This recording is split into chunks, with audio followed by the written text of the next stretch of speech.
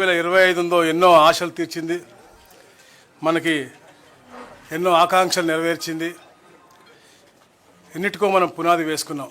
2026 మరెన్నో మంచి జరగాలనేసి ఎన్నో కార్యక్రమాల సంకల్పంతో మనం ముందుకు వెళ్తా ఉన్నాం.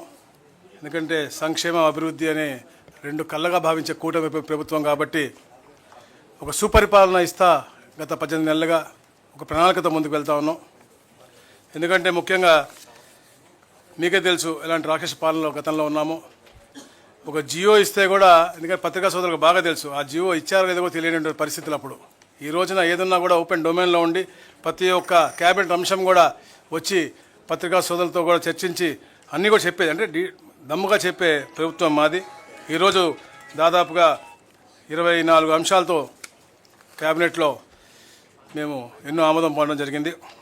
రెవెన్యూ డిపార్ట్మెంట్లో 5, ఎంఏయుడిలో 7, అలాగే సోషల్ వెల్ఫేరు, అలాగే ఇన్వెస్ట్మెంట్స్ మీద అంటే ఎన్నో అభివృద్ధి కార్యక్రమాలు చేయాలి కాబట్టి దుగ్గరాజపట్నంలో షిప్ బిల్డింగ్ ప్లాంట్ కానీ, అలాగే ముఖ్యంగా సాంఘిక సంక్షేమ శాఖలో పేదలకి ఏదైతే ఎన్ఎస్ఎఫ్డిసి లోన్స్ ఇస్తారో వాళ్ళందరికీ కూడా ఉపశమనం కల్పించే విధంగా 41 కోట్ల రూపాయలు వడ్డీ రుణమాఫీ చేయడం కానీ, మరి అలాగే సిఆర్డిఏలో central institute of yoga and న్యాచురోపతికి నూతనంగా భూమి ఇవ్వటం కానీ, అలాగే ఆర్ఎస్ఎస్ గొడవలి విశాఖపట్నంలో మంచి ఆసుపత్రి కట్టడానికి కోసం వాళ్ళకి కూడా భూమి ఇవ్వటం జరిగింది.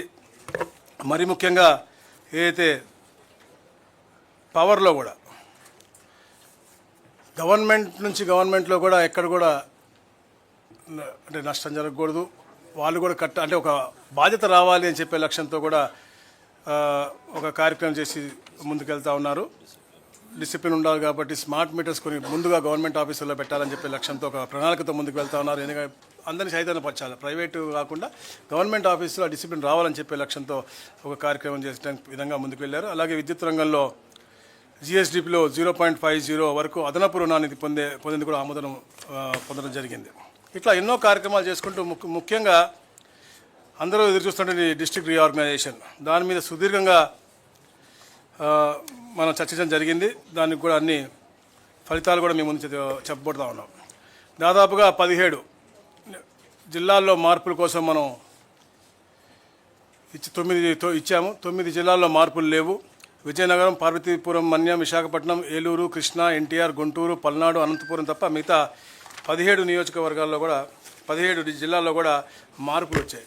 ఏదైతే గజెట్ ఇచ్చిన తర్వాత పబ్లిక్ నుంచి వచ్చిన రెస్పాన్స్ బట్టి మనకి ఎక్కడెక్కడైతే మండలాలు మారాలో, ఎక్కడెక్కడైతే డివిజన్స్ కావాలో అవన్నీ కూడా మనం ఏర్పాటు చేయడం జరిగింది. నూతనంగా రంపచోడవరం అంటే పోలవరం రంపచోడవరం, ఎందుకంటే పోలవరం అనేది ఈ రాష్ట్రానికే ఒక మంచి పేరున్నటువంటి మనకంటే మనం పోలవరాన్ని సోమవారంగా పెట్టుకుని మనం గతంలో కూడా చాలా కార్యక్రమాలు చేసాం. ఇది మనకి ఒక నాడి అని చెప్పి జీవనాడి అని చెప్పి చెప్పుకున్నాం కాబట్టి ఆ పేరు ఉండాలనే లక్ష్యంతో పోలవరం జిల్లాగా ఒకటి ఏర్పాటు చేసి రంపచోడవరం నియోజకవర్గాన్ని దాన్ని అభివృద్ధి చేయాలని చెప్పేసి, అలాగే ఎక్కడైతే పోలవరం విలేజ్ ఉందో దాన్ని కూడా రాబోయే రోజుల్లో అభివృద్ధి చేసి ఆ ప్రాంతానికి కూడా రెవెన్యూ పరంగా కూడా ఒక డివిజన్ ఇవ్వాలని చెప్పేసి కూడా ముఖ్యమంత్రి గారు కాంక్షించారు. అది రాబోయే రోజుల్లో కూడా చేయాలని చెప్పేసి మేము చేస్తూ ఉన్నాం.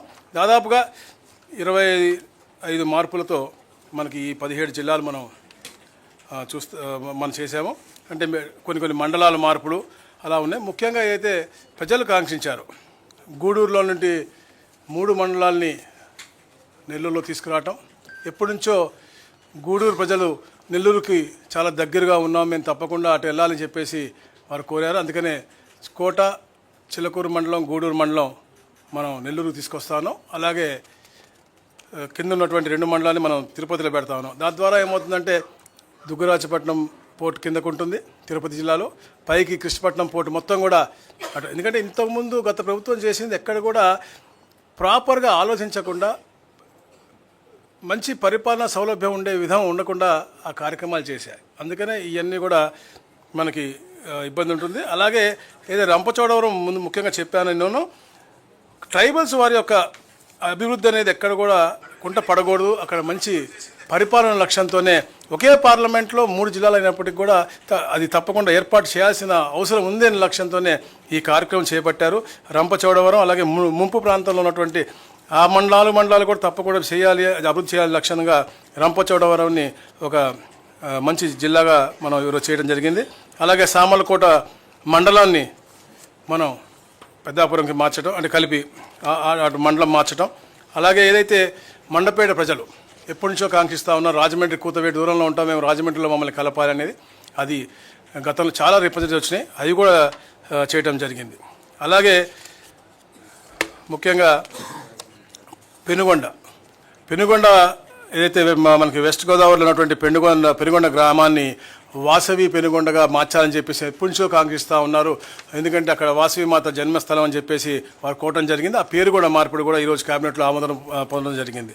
అలాగే ముఖ్యంగా ఈ ప్రాంతానికి వస్తే అద్దంకి నియోజకవర్గం బాపట్ల నుంచి ప్రకాశం జిల్లాలోకి, అలాగే నూతనంగా రెవెన్యూ డివిజన్ ఏర్పాటై దర్శి నియోజకవర్గం మొత్తం కూడా నిన్న అంటే చాలా చూసామని మధ్యలో దొనకొండ అటు వెళ్తుంది, ఇటు మొత్తం దర్శి నియోజకవర్గం కూడా అద్దంకి సబ్ డివిజన్లో ఉండి ప్రకాశం జిల్లాలో ఉండే విధంగా ఏర్పాటైంది.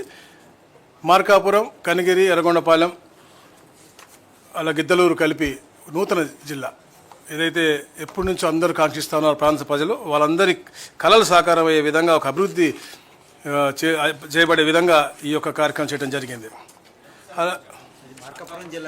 మార్కాపురం జిల్లా పూర్తి నియోజకవర్గాలు మార్కాపురం, గిద్దలూరు, కనిగిరి, ఎర్రగొండపాలెం.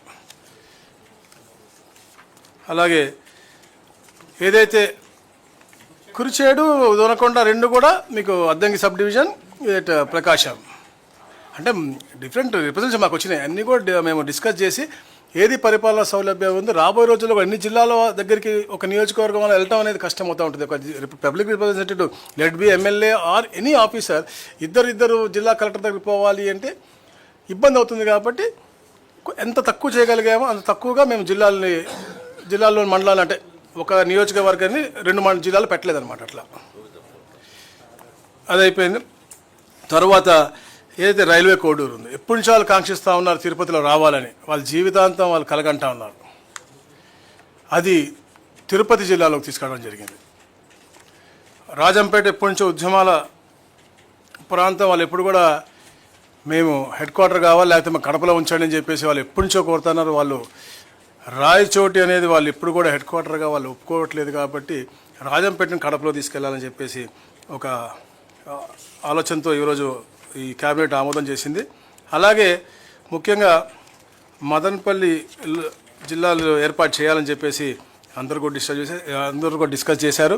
ఏదైతే రాయచోటు ఉందో అది నిజంగా అంటే అది కొంచెం బాధాకరం విషయం. ఎందుకంటే గతంలో చేసినటువంటి పాలకులు ప్రాపర్గా చేయకుండా, ఎందుకంటే సరౌండెడ్ బై కాన్స్టిట్యున్సీస్ని ప్రాపర్గా వాళ్ళు ఇన్వాల్వ్ చేసి రాయచోటి హెడ్ క్వార్టర్కి పెట్టుంటే ఈ ప్రాబ్లం వచ్చేది కాదు. రాజంపేట వాళ్ళు ఎప్పుడు కూడా కడపకు వెళ్తూ ఉంటారు. ఈ మన పొంగునూరు తీసుకెళ్ళి చిత్తూరులో పెట్టి దాన్ని ఇక్కడ కలపకుండా అంటే ఒక అసలు పరిపాలనా సౌలభ్యం లేనటువంటి విధానంగా కేవలం రాయచోటిగా పెట్టేటువంటి పరిస్థితి. కాకపోతే ఇప్పుడు మన రాయచోటిని సింగిల్గా ఒక నియోజకవర్గాన్ని ఒక డిస్ట్రిక్ట్గా ఇవ్వలేము. కాబట్టి అన్నమయ్య జిల్లా అలాగే అన్నమయ్య జిల్లాగా ఉండి హెడ్ క్వార్టర్ని మదనపల్లికి మార్చడం జరుగుతూ ఉంది. రాయచోటి కూడా మదనపల్లి జిల్లాలో ఒక భూభాగంగా ఉంటుందని చెప్పేసి కూడా మీకు తెలియజేస్తూ ఉన్నాను. ఈ మరి ముఖ్యమైనటువంటి మార్పులు ముఖ్యంగా బనగానపల్లి ఒక సబ్ డివిజన్ ఏర్పాటు అవుతూ ఉంది.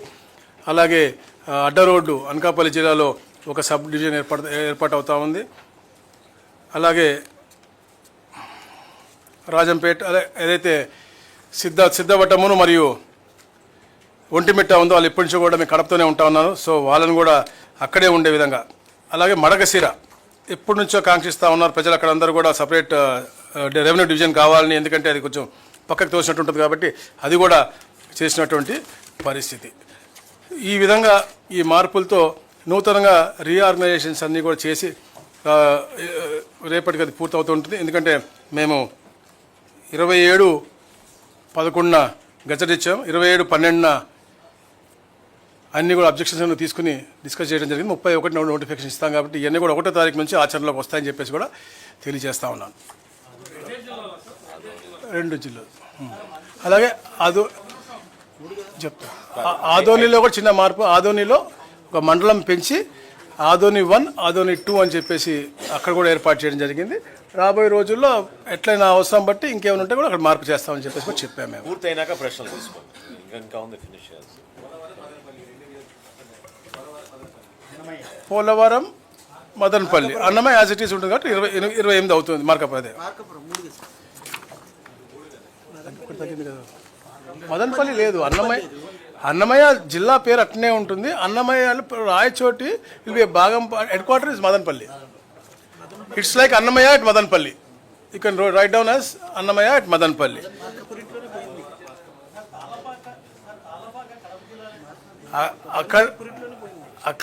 ఇప్పుడు మీరు అలా అంటున్నారు. ఏడుకొండల స్వామి దగ్గర ఉన్నటువంటి వ్యక్తి అన్నమయ్య. మీరు ఒక ప్రాంతానికి ఎందుకు పెడతారండి? రాజంపేటలో జన్మించాలి అక్కడే అంటే కాదు కదా. బ్రహ్మాండ నాయకుని దగ్గర సేవ చేసినటువంటి వ్యక్తి. అందరూ అలా అనుకుని ఒక పేరు ఇవాళ. ఎన్టీ రామారావు గారు ఎక్కడ జన్మించారండి? నిమ్మకూరులో. ఎక్కడిచ్చారండి? అట్లా మీరు చూసుకుంటే అలాంటివి చాలా ఉన్నాయి. అట్లా ఉండదు. వాళ్ళకు ప్రాముఖ్యత ఉన్నటువంటి వారు ఎక్కడైనా పెట్టుకోవచ్చు. అందుకనే పెట్టాము. పోలవరం ఉన్నటువంటి ప్రాంతం రావట్లేదు, పక్కన ఇస్తుంది. ఎందుకంటే ఎక్కడైతే రీహాబిలిటేషన్స్ జరిగినాయో, ఎక్కడైతే మనుషులు అందరు కూడా ఇక్కడి నుంచి అక్కడికి మార్చబడ్డారో, అక్కడ డెవలప్ చేస్తానో అక్కడ పెట్టాము. Madanapalle head quarters, but it is Annamayya జిల్లా ఎట్ మదనపల్లి.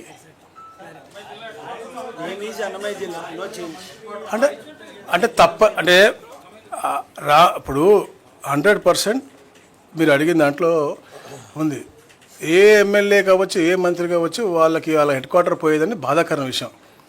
గౌరవ ముఖ్యమంత్రి గారు చాలా డిస్కస్ చేసి, చాలా కన్సర్న్తో అక్కడ ఉన్నటువంటి అందరితో కూడా చర్చించి, ఎందుకంటే ఎవరు ఉండట్లేదు కాబట్టి, రాజంపేట వాళ్ళు మేము ఉండము, మేము అసేమిరాని గొడవ చేస్తున్నారు, రైల్వే కొడుకు గొడవ చేస్తున్నారు కాబట్టి తప్పనిసరి అందరితో చర్చించిన తర్వాత ఇలాంటి డ్రాస్టిక్ డెసిషన్ తీసుకోవడం వచ్చింది. రాంప్రసాద్ రెడ్డి గారు చాలా బాధపడుతూ ఉన్నారు. వారు అడుగుతూ ఉన్నారు.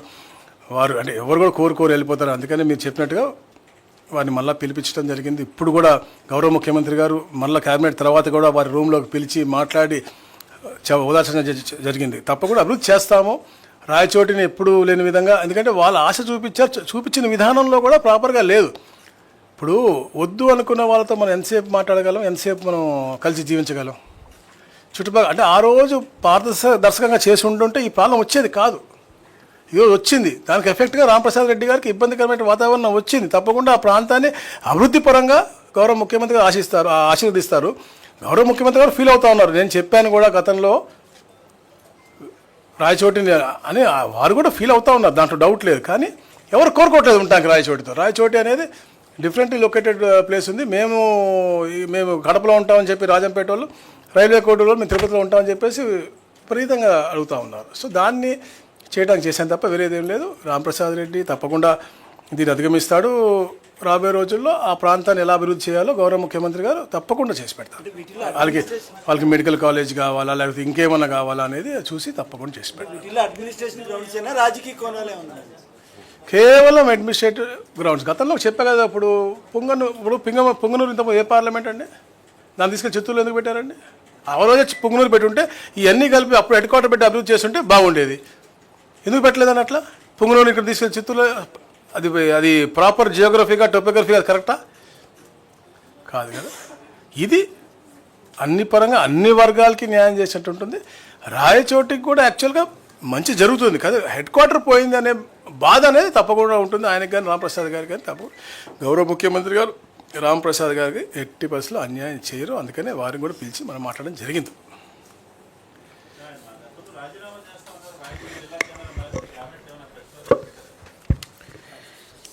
అతను మెచ్యూర్డ్ మనిషి. అతను కూడా ఆ ప్రాంత అభివృద్ధి కావాలి, దాని దిశగానే పోతారు. కానీ ఎక్కడ కూడా రాజీనామాలు అలాంటి హేస్టీ డెసిషన్స్ ఎవరు తీసుకోరు. అది కాదండి, ఈ నిర్ణయాలు జిల్లాల పునర్విభజన, అదేవిధంగా మండలాల్లో ఏదైతే పరిపాలన సౌలభ్యంగా కొన్ని మార్పులు తీసుకొచ్చామో, మా ఉపసంఘం దాదాపు 5-6 సార్లు మేము కూర్చోడమే కాకుండా అనేక మంది ప్రజల దగ్గర నుంచి, ప్రజాప్రతినిధుల దగ్గర నుంచి వినతులు స్వీకరించి లోతుగా అధ్యయనం చేసి, పరిపాలన సౌలభ్యమే కాకుండా ప్రజలు ఏ విధంగా కోరుకుంటున్నారు, వాళ్ళకు కూడా ఏ విధంగా దగ్గర అవుతుంది పరిపాలన అనే ఉద్దేశంతో దీని గురించి ఒక అవగాహన తెచ్చుకున్న తర్వాతే మేము గౌరవ ముఖ్యమంత్రి గారికి ఆ నివేదిక అందించాం. ఇందులో రాజకీయ కోణమో లేకపోతే ప్రత్యేకంగా ఒక నియోజకవర్గానికి ఇబ్బంది అవ్వడం అనేది కొంచెం ఇబ్బంది అయినా గౌరవ ముఖ్యమంత్రి గారు బాధ్యత తీసుకుని సంబంధించిన మంత్రి గారు రాంప్రసాద్ రెడ్డి గారితో కూడా ప్రత్యేకంగా ఆయన సమావేశమై ఆ ప్రాంతానికి మరింత అభివృద్ధి చేసే విధంగా మనం ఖచ్చితంగా ఒక మాట ఇద్దాం, దానికి నిలబడదాం. అయితే పరిపాలన సౌలభ్యంని బేస్ చేసుకుని వితౌట్ ఎనీ పొలిటికల్ ప్రెజుడిస్ చాలా క్లియర్గా ఆనెస్ట్గా ట్రాన్స్పరెంట్గా చేసిన ఎక్సర్సైజ్లో భాగంగా ఆ కాన్స్టిట్యున్సీ రాయచోటి నియోజకవర్గంలో జిల్లా హెడ్ క్వార్టర్స్ ఏదైతే ఉందో ఈ రోజున మదనపల్లికి షిఫ్ట్ చేయాల్సిన అవసరం వచ్చింది. కాబట్టి ఇందులో వేరే విధంగా ఆలోచించాల్సిన అవసరం ఎవరికి లేదు. తప్పకుండా ఆ స్థానికంగా ఉన్న ప్రజలందరికీ కూడా మేలు జరిగే విధంగా గౌరవ ముఖ్యమంత్రి గారు స్పందిస్తారని నేను భావిస్తున్నాను.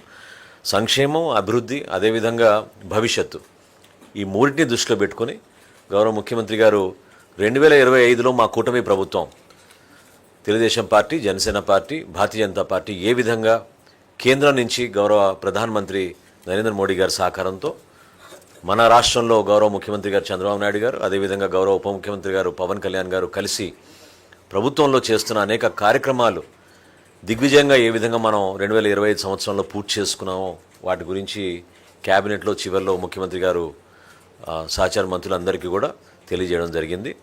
దానికి పూర్తి వివరాలు మేము మీకు అందించబోతున్నాం. కానీ ఇందాక అన్నట్టు అభివృద్ధితో పాటు సంక్షేమం ఎన్నడూ లేని విధంగా 50,000 కోట్ల రూపాయలు ఈరోజు ఎన్టీఆర్ భరోసా పెన్షన్ల ద్వారా రాష్ట్ర ప్రజలకు అందించగలిగాం. 1వ తారీఖే కాదు, 1వ తారీఖు ఒక సెలవైతే ఒక రోజు ముందే ఆ కుటుంబాలకి చేర్చే విధంగా ఒక నిర్ణయం తీసుకున్నాం. అదేవిధంగా గ్రామ సచివాలయాలు, వార్డు సచివాలయాలు అయితే గతంలో ఆ ప్రభుత్వం కొంతవరకు సరైన ఒక సిస్టమ్ ఏర్పాటు చేయకుండా చేశారో ఆ మార్పు కూడా తీసుకొచ్చి ఈరోజు క్యాబినెట్లో స్వర్ణ గ్రామం, స్వర్ణ వార్డు అనేది ఈరోజు మా క్యాబినెట్ దీనికి పూర్తిగా మద్దతు పలికింది. రాష్ట్రంలో ఉన్న రహదారులకి ఈరోజు వరకు 1,200 కోట్లు, అదేవిధంగా కొత్తగా 2,500 కోట్ల రూపాయల వరకు మంజూరు చేసి రహదారుల మరమ్మతుల కోసం రాష్ట్ర వ్యాప్తంగా ఒక మంచి పరిపాలన తీసుకొచ్చే విధంగా ముందుకెళ్ళాం. సూపర్ 6 2025లో ఖచ్చితంగా సక్సెస్ చేయగలిగాం. ఎక్కడ కూడా రాజీ పడకుండా అర్హత ఉన్న ప్రతి కుటుంబానికి సంక్షేమం చేరే విధంగా గౌరవ ముఖ్యమంత్రి గారు ఒక పట్టుదలతోటి ఆర్థిక ఇబ్బందులు ఉన్నా కూడా మేము వీటిని అధిగమించాం. అదేవిధంగా డిప్యూటీ చీఫ్ మినిస్టర్ గారు పవన్ కళ్యాణ్ గారు మొట్టమొదటిసారి ప్రతి గ్రామంలో కూడా గ్రామ సభలు జరిగే విధంగా ఒకే రోజున పల్లె పండుగ అనే కార్యక్రమం తీసుకొచ్చి మరొకసారి చైతన్యాన్ని నింపారు. ప్రజాస్వామ్యం నిలబెట్టే విధంగా పంచాయతీరాజ్ వ్యవస్థని మరింత బలోపేతం చేసుకుంటూ ముందుకెళ్ళిన పరిస్థితులు మనం చూసుకుంటూ వచ్చాం. ఇన్ఫ్రాస్ట్రక్చర్లోనూ ఇన్వెస్ట్మెంట్లోనూ ఎక్కడ కూడా తగ్గకుండా మన రాష్ట్రంలో రావాల్సిన పెట్టుబడులు, ప్రత్యేకంగా విశాఖపట్నంలో మనకి గూగుల్ లాంటి సంస్థ వచ్చి డేటా సెంటర్ ఏర్పాటు చేయడం, ప్రపంచంలోనే అతి భారీ పెట్టుబడిగా ఈరోజు మనకు ప్రత్యేకత గుర్తింపు రావడం వలన నిజంగా మనందరం కూడా గర్వపడాల్సిన సందర్భం ఇది. అదేవిధంగా రాబోయే రోజుల్లో ప్రతి పౌరుడికి మరింత మెరుగైన సేవలు అందించే విధంగా ఈ వాట్సాప్ సర్వీసెస్ కానివ్వండి, టెక్నాలజీని కానివ్వండి, డేటా లేక్ ద్వారా ఖచ్చితంగా మనం ఇంకా ఇన్ఫర్మేషన్ టెక్నాలజీని ఉపయోగించాలని గౌరవ ముఖ్యమంత్రి గారు ఈరోజు చాలా స్పష్టంగా మా అందరికీ కూడా చెప్పడం జరిగింది. ఐటీ సర్వీసెస్ ఇంకా ఎనేబుల్ చేసి మరింత ఉపాధి కల్పించే విధంగా ఏ విధంగా మెగా డిఎస్సి చేశామో, ఏ విధంగా పోలీస్ కానిస్టేబుల్స్ని రిక్రూట్మెంట్ జరిగిందో వాటిపైన కూడా దృష్టి సారించి తప్పకుండా ఆంధ్రప్రదేశ్లో ఒక మంచి పరిపాలన, రూల్ ఆఫ్ లా ఎస్టాబ్లిష్ చేసే విధంగా లా అండ్ ఆర్డర్ నంబర్ 1 ప్రయారిటీగా మేము తీసుకుని, ఎస్పెషలీ గంజాయి పైన మేము చేసిన యుద్ధం, అదేవిధంగా ఒక చైతన్యం తీసుకురావడానికి మేము చేసిన మార్పులు, వీటన్నిటిని కూడా బేస్ చేసుకుని రాష్ట్ర వ్యాప్తంగా 3 ప్రాంతాలుగా మనం విభజించుకుని, ఒక పక్క విశాఖపట్నం నుంచి పశ్చిమ గోదావరి వరకు మనం ఒక క్లస్టర్గా తీసుకుని ఇండస్ట్రియల్ డెవలప్మెంట్ రావాలి, ఈ 3 సెక్టర్స్లో కూడా రావాలనే ఉద్దేశంతో గౌరవ ముఖ్యమంత్రి గారు ఈరోజు వివరించారు. రాయలసీమ ప్రాంతాల్లో ఏ విధంగా అభివృద్ధి తీసుకురాగలుగుతున్నాం, కేంద్రం నుంచి మాకు అందిన సహాయం, ప్రత్యేకంగా భారతీయ జనతా పార్టీలో ఉన్న నాయకత్వం ఏ విధంగా కొత్త రోడ్ల నిర్మాణం కూడా ప్రతిపాదించిందో, భారతదేశంలో ఎక్కడ లేని విధంగా మన రాష్ట్రానికి ఎక్కువగా ఆ రోడ్ కనెక్టివిటీ ద్వారా బెనిఫిట్ అయ్యేటట్టు మనం ముందుకెళ్తున్నాం అనేది గౌరవ ముఖ్యమంత్రి గారు వివరించారు. రాయలసీమలో ప్రత్యేకంగా తిరుపతిని ఒక ఇండస్ట్రియల్ హబ్గా చేసే విధంగా, నెల్లూరులో మనకున్న పోర్ట్స్ని మనం ఉపయోగించుకుని కొత్తగా ఏర్పాటు చేయబోయే పోర్ట్స్ కానివ్వండి, ఎయిర్పోర్ట్స్ కానివ్వండి, వీటన్నిటిని కూడా 2026 సంవత్సరంలో పూర్తి చేసుకుంటే మన రాష్ట్రానికి ఖచ్చితంగా స్వర్ణాంధ్రప్రదేశ్ దిశగా మనం ముందుకెళ్తామని ఈ సందర్భంగా గౌరవ ముఖ్యమంత్రి గారు మన రాష్ట్ర ప్రజలకి, అదేవిధంగా క్యాబినెట్లో ఉన్న మంత్రులందరికీ కూడా ప్రత్యేకంగా నూతన సంవత్సర శుభాకాంక్షలు తెలపడమే కాకుండా ఒక పట్టుదలతోటి, ఒక అంకిత భావంతో కలిసి పనిచేద్దాం, రాష్ట్రానికి మరింత మెరుగైన పాలన అందిద్దాం అనే సందర్భం ఈరోజు ప్రత్యేకంగా చెప్పడం మా అందరి బాధ్యత. కాబట్టి కూటమి తరఫున రాష్ట్ర ప్రజలకి కొత్తగా రాబోయే సంవత్సరంలో మరింత స్పీడ్ ఆఫ్ డూయింగ్ బిజినెస్ని మేము ఏ విధంగా తీసుకొచ్చామో, స్పీడ్ ఆఫ్ డెలివరింగ్ గవర్నెన్స్ కూడా ఆ విధంగానే తీసుకొచ్చి ఒక అద్భుతమైన మార్పు మన రాష్ట్రంలో తీసుకొచ్చే విధంగా మేము ముందుకెళ్తామని ఈ సందర్భంగా మీ అందరికి కూడా తెలుపుకుంటాం. ఒక్క నిమిషం. పత్రికా మిత్రులందరికీ నమస్కారం. మిత్రులారా, గత 18 నెలలుగా ఈ రాష్ట్రంలో సంక్షేమం, అభివృద్ధికి పెద్దపీట వేస్తూ కూటమి నాయకత్వం, ముఖ్యమంత్రి చంద్రబాబు నాయుడు గారి నాయకత్వంలో, ఉప ముఖ్యమంత్రి పవన్ కళ్యాణ్ గారి నాయకత్వంలో రాష్ట్రాన్ని ప్రగతి పదంలో ముందుకు తీసుకెళ్లే ప్రయత్నం చేస్తుంది. ప్రధానంగా ఈ 2025 సంవత్సరం ఒక ప్రత్యేకంగా ఇవాళ గౌరవ ముఖ్యమంత్రి గారు ప్రస్తావించారు. అనేక ప్రతికూల పరిస్థితుల్లో విధ్వంసకర పాలన జరిగిన తర్వాత అధికారంలోకి వచ్చి వాటిని అన్నింటినీ సరిచేస్తూ ఇవాళ సంపద సృష్టించడం కానీ, లేదా సంక్షేమాన్ని ప్రజల వద్దకు చేర్చడం కానీ, లేదా అభివృద్ధి కార్యక్రమాలు చేపట్టడంలో కానీ రాష్ట్రం సాధించిన ప్రగతి గురించి ఇవాళ క్యాబినెట్లో ప్రస్తావన ముఖ్యంగా ముఖ్యమంత్రి గారు ప్రధానంగా ప్రస్తావించడం జరిగింది. అయితే సహచర మంత్రులు చెప్పినట్టుగా ఆర్థిక వనరులు లేమి ఉన్నప్పటికీ కూడా ఇచ్చిన మాట ప్రకారం ప్రతి ఒక్క పథకాన్ని దేశంలో ఏ రాష్ట్రంలో లేని విధంగా సమర్థవంతంగా అమలు చేయడమే, ఎటువంటి దాంట్లో రాజకీయ కోణాలు లేకుండా ప్రజల వద్దకు సంక్షేమాన్ని చేరుస్తున్నారు. ఆ పథకాల గురించి సూపర్ 6 కావచ్చు, తల్లికి వందనం కావచ్చు, అన్నదాత సుఖీభావ కావచ్చు, లేదా దీపం పథకం కావచ్చు, లేదా మత్స్యకార భరోసా కావచ్చు, లేదా నేతన్న సేవ కావచ్చు, అనేక రకాల కార్యక్రమాలని ఇవాళ ప్రజల వద్దకు చేరుస్తున్నాం. స్త్రీశక్తి, ఒక మహిళలకి ఆర్థిక స్వాతంత్రాన్ని, సాధికారణ కల్పించే దిశ కూడా ప్రయత్నాలు జరుగుతున్నాయి. ఇదే సమయంలో అభివృద్ధిని కూడా ఇవాళ పరుగులు పెట్టిస్తున్న వైనం కూడా మనం చూస్తున్నాం. గతంలో గ్రామీణ ప్రాంతాల్లో చూస్తే 15వ ఆర్థిక సంఘం నిధుల్ని కానీ, ఎన్ఆర్జీఎస్ నిధులు కానీ దారి మళ్ళించేవాళ్ళు. ఇవాళ చూస్తే గ్రామంలో మౌలిక సదుపాయాల కల్పన జరుగుతోంది. వ్యవసాయ కూలీలకు పని దినాలు ఇవాళ గౌరవ ఉప ముఖ్యమంత్రి గారి నాయకత్వంలో అందుతున్నాయి. గ్రామాలు కూడా ఆర్థిక ప్రగతి సాగిస్తున్నాయి. రైతాంగానికి అందిస్తున్న పథకాల గురించి మీకు తెలిసిన విషయమే. ఇవన్నీ కాకుండా ప్రధానంగా ఇవాళ గౌరవ ముఖ్యమంత్రి గారు ప్రస్తావించింది ఏంటంటే, ఈ రాష్ట్రానికి కేంద్రం నుంచి అందుతున్న సహకారం గురించి వారు ప్రధానంగా ప్రస్తావించారు. అమరావతిలో ఒక అద్భుత రాజధాని నిర్మాణం గురించి కానీ, లేదా పోలవరం గురించి కానీ, లేదా రైల్వే జోను, అదేవిధంగా బల్క్ డ్రగ్ పార్కు, ప్రధానంగా ఈ గ్రీన్ హైడ్రోజన్ కారణంగా గతంలో విశాఖపట్నంకు వచ్చినప్పుడు ఒకటే రోజు 2,10,000 కోట్ల వివిధ అభివృద్ధి కార్యక్రమాలకి, రాజధాని ప్రాంతంలో 56,000 కోట్ల వివిధ అభివృద్ధి కార్యక్రమాలకి, ఇటీవల రాయలసీమ ప్రాంతానికి వచ్చినప్పుడు 13,500 కోట్లు వివిధ అభివృద్ధి కార్యక్రమాలకి, ఇంత పెద్ద ఎత్తున దాదాపు 3 లక్షల కోట్ల పెట్టుబడుల్ని ఇవాళ మౌలిక సదుపాయాల కల్పన, తద్వారా సంపదను సృష్టించాలని తీసుకొచ్చిన కారణంగా ఇవాళ మన ఉత్పత్తి కూడా గ్రోత్ రేటు కూడా 11% దాటింది. కానీ లక్ష్యం 15%గా పెట్టుకున్నాం, లక్ష్యం దిశగా సాగుతున్నాం.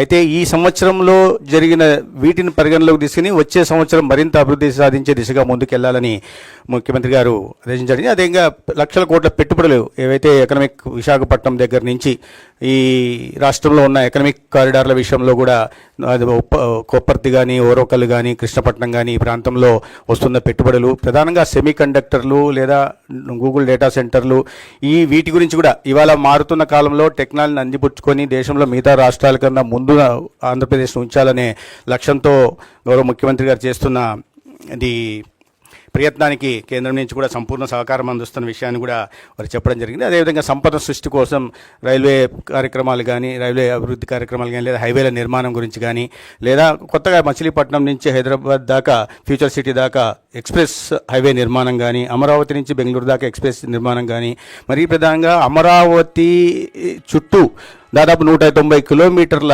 38,000 కోట్లతో 190 కిలోమీటర్ల ఔటర్ రింగ్ రోడ్డు కారణంగా అమరావతి సంపదను కూడా హైదరాబాద్ దాటిపోయేలా మిగతా అన్ని మెట్రో పట్టణాలతో పోటీ పడేలాగా చేస్తున్న వైనాన్ని కూడా వారు చెప్పడం జరిగింది.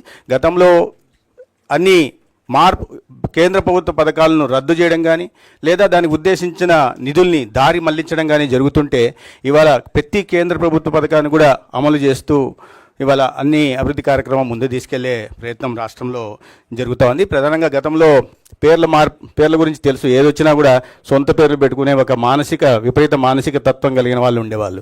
ఇవాళ ఆ పరిస్థితి లేకుండా పథకాలకి డొక్కా సీతమ్మ గారి పేరు, సర్వేపల్లి రాధాకృష్ణన్ గారి పేరు, ఎర్రాపెగడ సుబ్బారావు గారి మహనీయుల పేర్లు పెట్టే ప్రయత్నం కూడా జరుగుతున్న విషయం మీ అందరికీ తెలుసు. ఈ విషయాల మీద ప్రస్తావన జరిగింది. అదేవిధంగా రైతాంగానికి అది మన నాదెళ్ల మనోహర్ గారి మంత్రిశాఖలో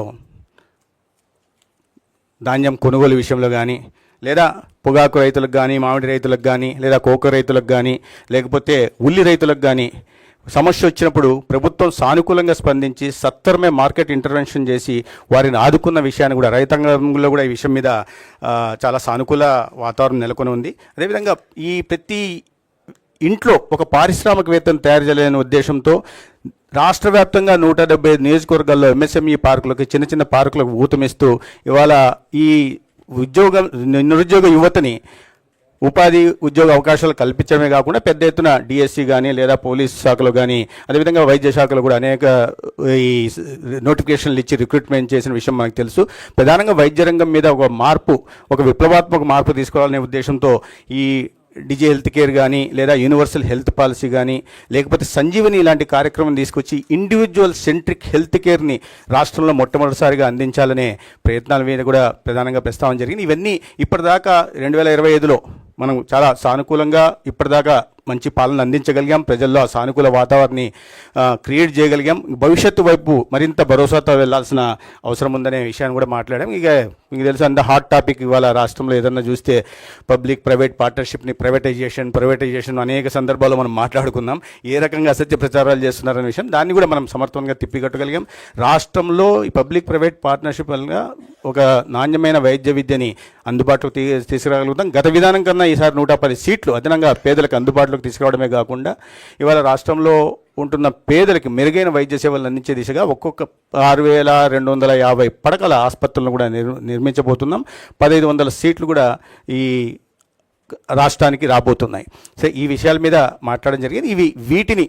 వీటి నుంచి గతంలో ఏదైనా జరిగిన వాటిని ఎక్కడెక్కడ అడ్డంకులు ఉన్నాయో వాటిని గుర్తించి వాటిని సరి చేసుకుంటూ మళ్ళీ భవిష్యత్తు దిశగా సాగిపోవాలా. 26 మరింత ఆశాజనకంగా ఉండేలాగా అందరూ కష్టించి పనిచేయాలని ఈ ప్రయత్నం చేసిన ప్రతి ఒక్కరిని గౌరవ ఉప ముఖ్యమంత్రి గారితో సహా ప్రతి ఒక్కరిని రాష్ట్ర ముఖ్యమంత్రి గారు అభినందన తెలియజేయడమే కాకుండా ఈ యజ్ఞంలో వాళ్ళ ఉద్యోగ ధర్మాన్ని నిర్వహిస్తున్న ఉద్యోగస్తులను కూడా వారు అభినందించారు. తర్వాత ఈ రీఆర్గనైజేషన్ విషయంలో గతంలో కేవలం రాజకీయ కారణాల వల్ల జరిగిన విషయం మీకు తెలుసు. ఉదాహరణకు చెప్పాలంటే 45 కిలోమీటర్ల దూరంలో ఉంటుంది కందుకూరు ఒంగోలుకి. దాన్ని తీసుకెళ్లి 111 కిలోమీటర్ల దూరం ఉంటుంది నెల్లూరుని కలిపారు. 35 కిలోమీటర్ల దూరంలో ఉంటుంది నెల్లూరుకు గూడూరు. దాన్ని తీసుకెళ్లి 90 కిలోమీటర్ల దూరంలో ఉంటున్న తిరుపతిలోకి కలిపారు. పుంగనూరు మదనపల్లికి 20 కిలోమీటర్ల దూరంలో ఉంటుంది. దాన్ని తీసుకెళ్లి 75 కిలోమీటర్ల దూరంలో ఉంటున్న చిత్తూరులో కలిపారు. కాబట్టి ఇటువంటి వాటినన్నీ సరిచేస్తూ అదే సమయంలో ఎక్కడ కూడా రాజకీయ కోణంలో ఆలోచించకుండా కేవలం పరిపాలనా సౌలభ్యాన్ని మాత్రమే దృష్టి పెట్టుకుని అదే సమయంలో ఆ ప్రాంత ప్రజల మనోభావాలు ఆకాంక్షలకు అనుగుణంగానే జరిగిన ఇది చేయడం జరిగింది. చాలా పెద్ద ఎత్తున వినతులు వచ్చాయి మంత్రిత్వ వర్గానికి. కానీ ఈ రాబోయే రోజుల్లో డీలిమిటేషన్ జరగబోతోంది కాబట్టి అసెంబ్లీకి కానీ పార్లమెంటుకి కానీ అటువంటివి ఉన్నప్పుడు ఆ సమయంలో ఆలోచించవచ్చని ఇవాళ కేవలం మరీ పెద్ద ఎత్తున ఎన్నికల ప్రచార సమయంలో వచ్చిన ఇవే ప్రజల నుంచి వచ్చినవి ఏవి ఉన్నాయో వాటి మీద మాత్రమే దృష్టి పెట్టి పనిచేయడం జరిగింది.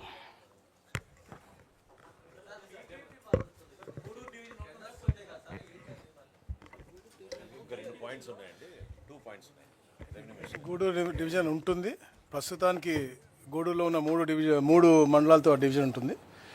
వెంకటగిరిలో ఉన్నటువంటి గత 3 సైదాపురం, రాపూరు, కలువా అయితే ఉన్నా గతంలో ఎలా ఉన్నాయి అలానే ఉంటాయి. నెల్లూరులో 2, 1 అది అట్నే ఉంటుంది. సుపరిపాలనకి నిదర్శనం ఈ కూటమి ప్రభుత్వం చాలా చక్కగా మా మిత్రులందరూ కూడా చెప్పారు. పెద్దలు మనోహర్ గారు, సత్యకుమార్ యాదవ్ గారు ఈ 2025 డిసెంబర్ 31 దాకా మనం ఏ లక్ష్యంతో పనిచేసాం, రాబోయే రోజుల్లో ఎలాంటి లక్ష్యాలను ఛేదించుకుంటూ ముందుకు వెళ్ళాలో కూడా చాలా చక్కగా చెప్పారు. మీరు చూసారు గత 18 నెలల్లో సూపర్ 6 పథకాలు అని చెప్పి అన్నీ కూడా ఈ 18 నెలల్లో సూపర్ 18 పథకాలు మేము చూపించాం. స్త్రీశక్తి అవ్వచ్చు, తల్లికి వందనం అవ్వచ్చు, అన్నదా సుఖీభావ అవ్వచ్చు, దీపం 2 అవ్వచ్చు, ఇవన్నీతో పాటు మత్స్యకార భరోసా పెట్టాం, నేతల సేవలో పెట్టాం, ఆటో డ్రైవర్ల సేవలో పెట్టాం. అదే కాకుండా ఏదైతే మేము గతంలో ఇమాం మౌజాములకి గౌరవవేతం ఇస్తానో అది కాకుండా పాస్టర్లకు ఇచ్చాం, పురోహితులకు ఇచ్చాం, జూనియర్ లాయర్లకు కూడా ఇచ్చాం. ఇదే కాకుండా పేదలకి మెరుగైన జీవన పరిమాణం ఇవ్వాలని చెప్పేసి ఎన్నో కార్యక్రమాలు చేసుకుంటూ నెలకి గతంలో ఏ చరిత్రలో ఏ ముఖ్యమంత్రి కూడా ప్రజల్లోకి వెళ్ళేవాడు కాదు. నెలకి 4 సార్లు గౌరవ ముఖ్యమంత్రిగా మొదటి తారీఖు అవ్వచ్చు, లేకపోతే స్వచ్ఛాంధ్ర అవ్వచ్చు, ఇంకా ఇతర కార్యక్రమాలు పెట్టుకుని ప్రజల్లోనే ఉంటూ వారి సమస్యలు తెలుసుకుంటూ ఎప్పటికప్పుడు సత్వరంగా పరిష్కరించాలనే దిశగా వారు అన్ని కార్యక్రమాలు చేస్తున్నారు. దానికోసం కూడా మీరు చూస్తూ ఉన్నారు, ఆర్థికంగా చాలా రాష్ట్రం ఇబ్బందుల్లో ఉంది. అయినప్పటికీ కూడా ఒక వెల్త్ క్రియేటర్గా ఈ రాష్ట్రాన్ని మళ్ళా పునర్నిర్మించాల లక్ష్యంతో రోజుకి 20 గంటలు పనిచేస్తున్న గొప్ప ముఖ్యమంత్రి, అలాగే మంచి సలహాలు ఇస్తున్నటువంటి గొప్ప డిప్యూటీ సీఎం గారు ఉన్నారు. పైనుంచి మనకి మోడీ గారు ఆశీస్సులు. అందుకే ఎంతోమంది పెట్టుబడిదారులు మొన్న ఏదైతే విశాఖపట్నంలో మనకి సదస్సు జరిగిందో పార్ట్నర్షిప్ సమ్మిట్, చరిత్రలో ఏ రాష్ట్రానికి రానటువంటి విధంగా 12 లక్షల కోట్ల రూపాయలు పెట్టుబడి రావటం, 11 లక్షల కోట్ల రూపాయలు 11 లక్షల ఉద్యోగ అవకాశాలు వచ్చే విధంగా, అంటే ఈ సమ్మిట్తో కలిపి గతంలో ఉన్నటువంటి పెట్టుబడులు అన్నీ కలుపుకుని దాదాపుగా 23.50 లక్షల కోట్ల పెట్టుబడులు, 16 లక్షల ఉద్యోగ అవకాశాలు మనకి వచ్చాయి. అంటే అది కేవలం ఒక నమ్మకంతో ఈ కూటమి ప్రభుత్వం కొంతకాలం ఉండబోతూ ఉంది, పటిష్టంగా ఉండబోతూ ఉంది. రాష్ట్రానికి తప్పకుండా పునర్నిర్మించాలి అంటే ఈ కూటమి ప్రభుత్వం గట్టిగా ఉండాలనే లక్ష్యంతో ఈ పెట్టుబడిదారులు కూడా వచ్చి మనకి అంత బ్రహ్మాండంగా మనకి ఒక పాజిటివ్ వైబ్ ఇచ్చారు. దాన్ని కూడా భయపెట్టాలనో లేకపోతే ఇంకో దోవ తీసుకెళ్ళాలని చెప్పేసి రాష్ట్రం మీద ఉన్న కోపాన్ని వాళ్ళు అక్కసి పలుకుతూ వాళ్ళు ఈ మధ్య ప్రెస్ మీట్ పెడతా ఉన్నారు. నేను ఒకటే అడుగుతా ఉన్నాను, ఎనీ సెక్టార్ తీసుకురండి, మీరు రండి మాట్లాడండి, ఏ సెక్టార్లో మీరేం చేశారు మేమేం చేశామో మేము చెప్పగలం. పవర్ సెక్టార్లో కూడా మీరు చూసుకుంటే ఏదైతే యావరేజ్ ప్రొక్యూర్మెంట్ కాస్ట్ ఉందో దానిలో 39 పైసలు తగ్గించిన ఘనత ఈ కూటమి ప్రభుత్వాన్ని. ఇంతకుముందు ఎప్పుడు కూడా ట్రూ అప్ ఛార్జెస్ ఉండేవి, ఈ రోజున మనం గట్టిగా ట్రూ డౌన్ ఛార్జ్ చేసినటువంటి పరిస్థితి. అలాగే వాటర్ ఛార్జింగ్ కూడా చేసినటువంటి పరిస్థితి. గతంలో ఎప్పుడు కూడా ఇలాంటి టైంలో ఈ రోజు తరుణంలో 6 మీటర్ల వాటర్ ఉండేది కాదు. అంటే వాటర్ని కూడా రీఛార్జ్ చేసి, అంటే అన్ని రంగాల్లోనూ కూడా ప్రజలకు మంచి జరిగే విధంగా చేసినటువంటి ఏకైక ప్రభుత్వం ఏదన్నా ప్రపంచంలో ఉందంటే అది కేవలం ఆంధ్రప్రదేశ్లో ఉన్నటువంటి కూటమి ప్రభుత్వం. దమ్ముగా చెప్పగలం. ఏదైనా చిన్న చేసేటప్పుడు చిన్న ఇబ్బందులు కొందరికి వస్తూ ఉంటాయి తప్ప దాన్ని పెద్ద రాజకీయం చేయకండి, అంతే తప్ప వేరేది ఏమీ లేదని చెప్పేసి తెలియజేస్తాం. ఇప్పుడు నేను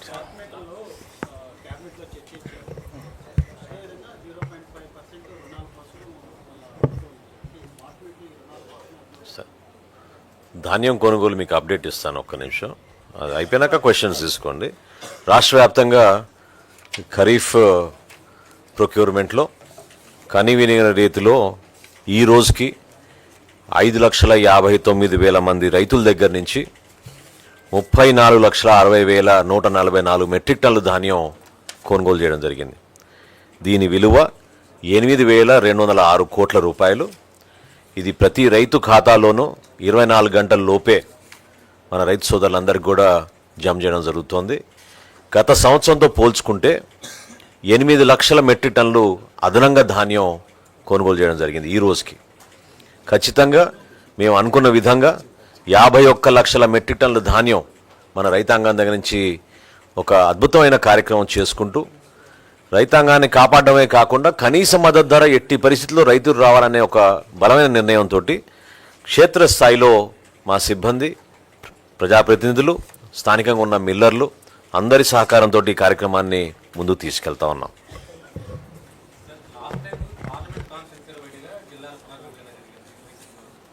ఎక్కడ పార్లమెంట్ నియోజకవర్గ ఆధారంగా ఏర్పడే జిల్లాలు ఎన్నున్నా చెప్పినట్ల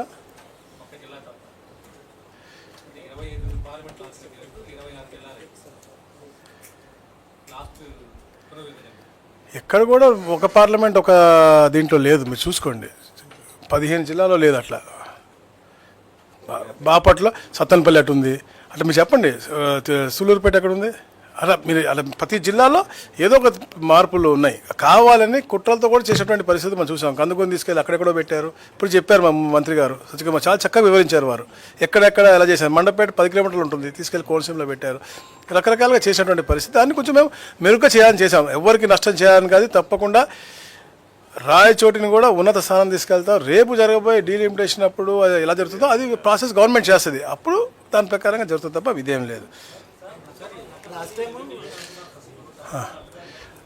దాన్ని కొద్దిగా మార్చారు. ఎలమంచలి వాళ్ళు కూడా అడిగడం జరిగింది. కొంచెం మీడియాకర్గా అడ్డ రోడ్ జంక్షన్లో కడితే అందరికీ కూడా డిస్టెన్స్ మేము ప్రతిదీ కూడా క్యాలిక్యులేట్ చేసాం. ఎక్కడి నుంచి ఎక్కడ డిస్టెన్స్ దగ్గరగా ఉంటుంది, ఎవరెవరికి ఎంతమందికి మనం కేటర్ చేయగలం అనేది. అలాంటి సైంటిఫిక్గా కూడా కూర్చుని అన్ని డిసైడ్ చేసాం మేము. ఇప్పుడు ఎన్టీఆర్ జిల్లాకు సంబంధించి విజయవాడ పక్కన ఉన్నటువంటి వాటిని ఏదైతే కానూరు లేకపోతే గనూరు ఇట్లాంటి వాటిని కూడా తీసుకోలేదు. 70 కిలోమీటర్ల దూరంలో ఉంచారు. బికాజ్ ఆయన చెప్పినట్టు ఏంటంటే పార్లమెంట్ అనే దాన్ని తీసుకోవటం వల్ల పక్కన 1 కిలోమీటర్ కలిసినా కానీ ఆ రోజు తీసుకోవాలి. కొన్ని ప్రాంతాలలో చేస్తుంటే బట్ మేము ఇక్కడ టచ్ చేయలేదు. గ్రేటర్ విజయవాడ ప్రతిపాదన ఉంది. గ్రేటర్ తిరుపతి సెన్సస్ తొందరలో జరగబోతుంది కాబట్టి అదే ఇప్పుడు డెవలప్మెంట్ అనేది రాబోయే రోజుల్లో ఒక తారాస్థాయికి వెళ్ళబోతోంది. మనకి గ్రేటర్ విజయవాడ ప్రతిపాదన ఉంది, అలానే గ్రేటర్ తిరుపతి ప్రతిపాదన కూడా అక్కడ ఉంది. అట్లా సిటీస్ అర్బనైజేషన్ చేయాలి. ఆధునిక కూడా రేపు పొద్దున గ్రేటర్ ఆధునిక చేయాలన్న లక్ష్యంతో గౌరవ ముఖ్యమంత్రి గారు పనిచేస్తా ఉన్నారు. అందుకని ఈరోజు 2 మండలాలు చేయడం జరిగింది. లేకపోతే ఈరోజు 3-4 మండలాలు చేద్దామన్న ప్రతిపాదన మాకు ఎన్నో వచ్చినాయి అక్కడ నుంచి. So we want develop the place కాబట్టి ఇవన్నీ కూడా అట్లా చేసాము. This exercise has nothing to do with delimitation. Delimitation of constituency is a different exercise altogether. ఇది కేవలం district reorganisation based on the representations we have received and also how our administration has given us feedback. అది base చేసుకుని తయారు చేసిన final draft ఇది బహుశా రేపో ఎల్లుండో నోటిఫికేషన్ ఫైనల్గా ఇస్తారు. దాని తర్వాత సెన్సస్ మొదలవుతుంది. 31st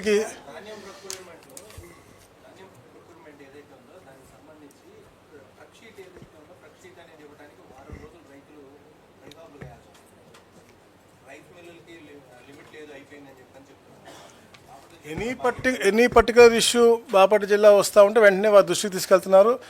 వెంటనే స్పందించి దాన్ని రిజాల్వ్ చేస్తూ ఉన్నారు. ఏదైనా పర్టికులర్ ఇష్యూ ఉంటే చెప్పండి కదా, తప్పకుండా అది రిజాల్వ్ చేసే బాధ్యత మంత్రి గారిది. ఇంత పాజిటివ్గా చేసే మంత్రి గారు మనకి చరిత్రలో ఎప్పుడు ఇంత ఫాస్ట్గా జరగలేదు. ప్రొక్యూర్మెంటు పేమెంటు అది ఇప్పుడు జరుగుతూ ఉంది. డెఫినెట్గా ఇంకా ఒక పాజిటివ్ వాతావరణం తప్ప ఎక్కడ కూడా. స్మార్ట్ మీటర్ నేను చెప్పాను ఇందాకలే మీకు. గవర్నమెంట్ ఆఫీసర్స్ డిసిప్లిన్ ఉండాలి. ఎవరికి ఇప్పుడు నువ్వు వెళ్తున్నావు 4 ఏసీలు కూడా వదిలేసి వెళ్ళిపోయే పరిస్థితి ఉంది. బిల్లు లేదు కదా, ఫ్రీయే కదా అని. అలా డిసిప్లిన్ రావాలని చెప్పే సిస్టంతో గౌరవ ముఖ్యమంత్రిగా చాలా క్లియర్గా గవర్నమెంట్ ఆఫీసుల వరకే ముందు మనం ఇవన్నీ కూడా ఒక వాతావరణం రావాలా, వీళ్ళ గురించి మెసేజ్ పోవాలన్న లక్ష్యంతో డిసిప్లిన్ తేవడం కోసం ఏర్పాటైంది. వేరేది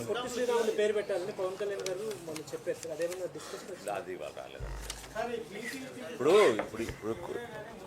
కొన్ని అనుమానాలు ఎస్పెషలీ ఈ పోలవరం విషయంలో గౌరవ మంత్రి గారు కూడా మీ దృష్టికి తీసుకొచ్చారు. క్యాబినెట్లో కూడా చర్చ జరిగింది. ఇప్పుడు పోలవరం అనే జిల్లా ఏర్పాటు చేయాలని ఎందుకు అనుకున్నాను, నిర్వాసితులకి న్యాయం జరగాలి.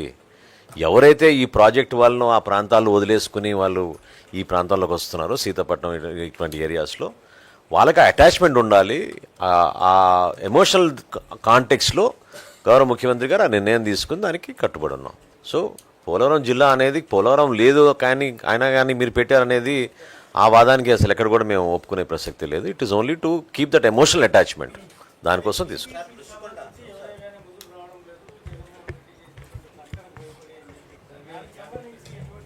గట్టిగా ఇస్తాడు జగన్మోహన్ ఈ తాటాకి చెప్పులకు ఎవరు బెదిరే పరిస్థితి ఉండదు. అటువంటి ఎవరు బెదర్లు కూడా తెలుసు. ఏ చట్టం కింద ఏ సెక్షన్ కింద జగన్మోహన్ రెడ్డి గారు చేయగలరు. ఆయనకు అంత అవగాహన రాహిత్యం 5 సంవత్సరాల పాటు ముఖ్యమంత్రిగా పనిచేసిన వ్యక్తి ఈ రకంగా ఒక విధానపరమైన నిర్ణయంలో సంబంధం లేని వాళ్ళని జైలుకు పంపిస్తుందని చెప్తే భయపడే వాళ్ళు ఎవరు లేరు. అయితే దీంట్లో సమస్య ఏమొచ్చిందంటే ఆదోనికి ఒక రాజ్ కుమార్ ప్రేమ్చంద్ షా అనే టెండర్ వేయడం జరిగింది. అయితే వాళ్ళు మేము 22వ తేదీ చివరి రోజు అని చెప్పినప్పుడు మళ్ళీ కొంచెం ఎక్స్టెన్షన్ అడిగారు. 2 ప్రీ బిడ్ మీటింగ్లు కలిసిన తర్వాత కొన్ని అనుమానాలు అడిగారు, వచ్చిన తర్వాత మళ్ళీ 22 అయినప్పుడు మళ్ళీ ఒక 15 రోజులు ఎక్స్టెన్షన్ అడగడం జరిగింది. ఎక్స్టెన్షన్ ఇవ్వడానికి మేము ఒప్పుకోలేదు. కారణం ఏంటంటే ఈ ఆన్లైన్ అప్లికేషన్ చేసుకోవడానికి నేషనల్ మెడికల్ కమిషన్కి ఎన్ఎంసీకి అప్లై చేసుకోవాలి. ఆ విండో ఈ యాక్చువల్గా అయితే 20-25 తేదీల్లో ఓపెన్ అవుతుంది. నెల రోజుల పాటు విండో ఉంటుంది. ఇప్పుడు 29వ తేదీ ఓపెన్ అవుతుంది, జనవరి 28 లోపల. ఈ టెండర్ ప్రక్రియ అంతా పూర్తి చేసిన తర్వాత మళ్ళీ వాళ్ళు దానికి అనుగుణంగా అప్లై చేసుకోవాల్సిన ఇది ఉంటుంది కాబట్టి సమయం లేదని చెప్పాం. దాంతో ఇంకొన్ని ప్రశ్నలు కూడా అడిగారు. అయితే దాని తర్వాత మళ్ళీ వాళ్ళు సంప్రదించిన తర్వాత ఈ ప్రశ్నలు కొద్ది సమాధానం ఇవ్వండి, మేము చాలా ఉత్సాహంగా ఉన్నామని చెప్పడం జరిగింది. దానికి అనుగుణంగా మళ్ళీ దీన్ని కొద్దిగా పొడిగించి ఇప్పుడైతే ఈ అగ్రిమెంటు ఆదోనికి సంబంధించి అగ్రిమెంట్ జరుగుతుంది. మిగతా వాటిని కాస్త పొడిగిస్తున్నాం. అయితే సమయం చాలా తక్కువ ఉంటుంది ఆన్లైన్ అప్లికేషన్.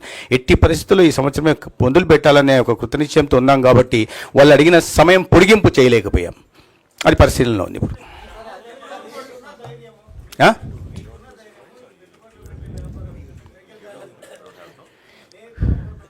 ఇప్పుడు ఆ స్థాయిలో పెట్టుబడులు పెట్టాలనుకుంటే జగన్మోహన్ రెడ్డి గారు ఎవరిని ఏమీ చేయలేరు. చూశారు కదా 5 సంవత్సరాల్లో ఆయన ఎటువంటి దౌర్జన్యాలు చేస్తే ఎవరు భయపడ్డారా?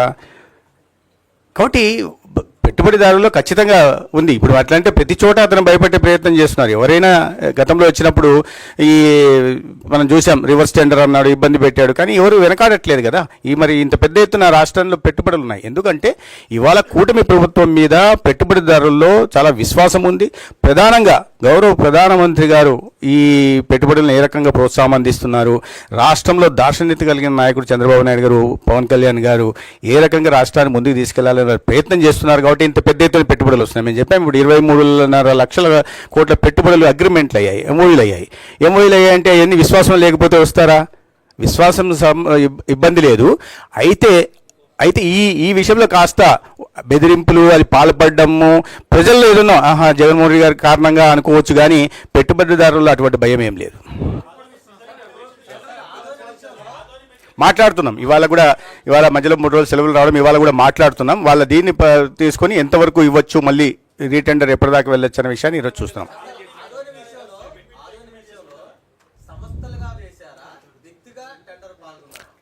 హై నెట్వర్త్ వాల్యూ ఉన్న వ్యక్తి వేశాడు. నేను చెప్పాను డాక్టర్ రాజ్ కుమార్ ప్రేమ్ కుమార్ షా అని అతను వేశాడు. వేసుకోవచ్చు. హై నెట్వర్త్ కేటగిరీ ఉంది. వాళ్ళ తర్వాత కన్సార్షియంతో వస్తారు.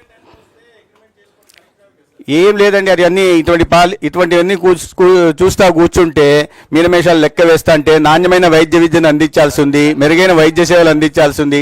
ఈ ప్రశ్న కొన్ని సంవత్సరాల పాటు మీరు అడుగుతూ ఉండి దీంట్లో ప్రక్షాళన చేస్తూ ఉంటే మేము కూడా అభినందించేవాళ్ళం. కానీ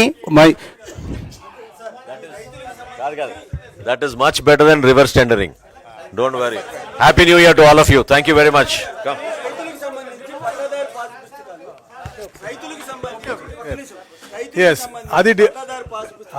అది గత పాలనకి మా పాలనకి తేడా. తప్పకుండా రాజముద్రతో ఉన్నటువంటి పాస్బుక్ 2వ తారీఖు 9వ తారీఖు కల్లా మేము ఇవ్వబోతా ఉన్నాం. అన్ని కూడా హలో గత పాలకులకి ఈ పాలకులకు తేడా నేను చెప్పేది ఎన్నిసార్లు కూడా. ఎందుకంటే మేము ఎప్పుడు కూడా పేదలకు మంచి జరగాలి, ఎక్కడ కూడా మిస్టేక్తో పాటు పాస్బుక్ ఇవ్వకూడదని కొంచెం సమయం పట్టింది.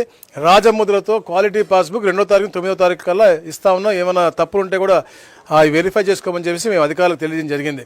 గత పాలకుడు అతనికి ఉన్నటువంటి బొమ్మల పిచ్చితో అతని ఫోటో వేసుకుని పాస్బుక్ల మీద లేదా బౌండరీలో ఉన్నటువంటి గ్రానైట్ స్టోన్స్ మీద ఫోటోలు వేసుకుని ప్రజాధనాన్ని దుర్వినియోగం చేశాడు. ఈరోజు మేము అన్నింటి కూడా సక్రమంగా చేసి పేదలకు మంచి చేయాలని చెప్పి లక్ష్యంతో పనిచేస్తాం. పెట్టుబడిదారులు కూడా మీరు చెప్పారు ఇప్పుడు భయభ్రాంతి పడతా ఉన్నారని.